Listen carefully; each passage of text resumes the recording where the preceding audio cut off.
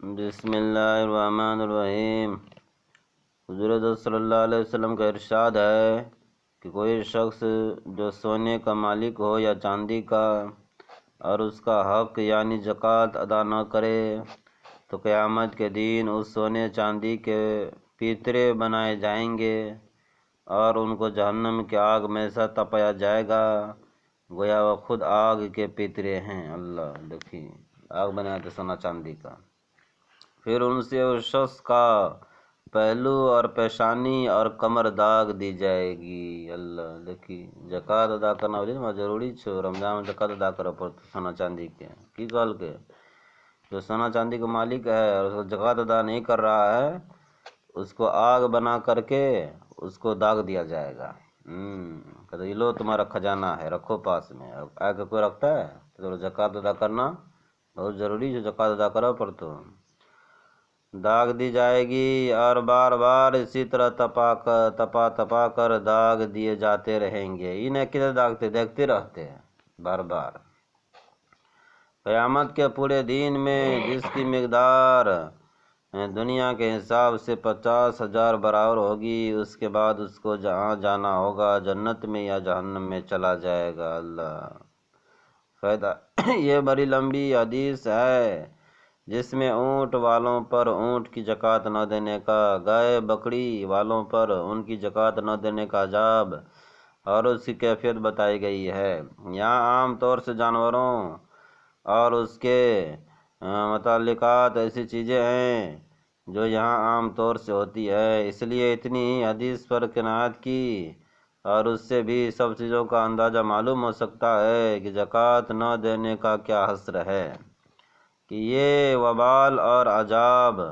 اور اس حدیث میں ذکر کیا گیا کہ سونا چاندی جہنم کی آگ کے ٹکڑے بن کر داغ دیے جائیں گے، جہنم کی آگ بنا کر داغ دیتے اللہ تعالیٰ۔ اللہ ضرور زکوٰۃ ادا کرنا بہت ضروری ہے۔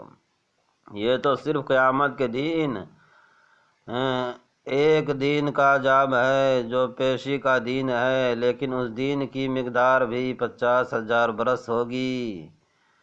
اور اتنے دن زکوٰۃ نہ دینے کا عذاب بھگت کر یہ معلوم ہوگا کہ اپنے دوسرے اعمال اس قابل ہیں کہ اس کی وجہ سے معافی ہو کر جنت میں جانے کی اجازت ہو جائے، اور وہ اگر اس قابل نہیں اور معافی کی کوئی صورت نہیں یا زکوٰۃ نہ دینے ہی کا بھی کچھ عذاب بھگتنا باقی ہے تو جہنم میں پھینک دیا جائے گا۔ وہاں جو کچھ گزرے گی وہ تو تقریر میں آ ہی نہیں سکتی۔ اس حدیث میں قیامت کا دن 50,000 برس کا ہے، اور قرآن پاک کی آیت شریفہ سورہ معارج کے شروع میں بھی قیامت کے دن کو اسی مقدار کا بتایا ہے، لیکن بعض حدیث میں آیا ہے کہ اللہ تعالیٰ کے فرمانبردار بندوں پر یہ دین ایسا ہلکا گزر جائے گا جیسے ایک فرض نماز پڑھ لی ہو، اور بعض لوگوں پر ان کے اعمال کے لحاظ سے ایسا ہوگا جیسے ظہر سے عصر تک کا وقت، اور اتنی جلدی گزر جانے کا مطلب یہ ہے کہ وہ اس دن سیر تفریح میں ہوں گے، اور سیر و تفریح کے شوقین سب ہی اس سے واقف ہیں کہ لذت کے اوقات منٹوں میں ختم ہو جایا کرتے ہیں۔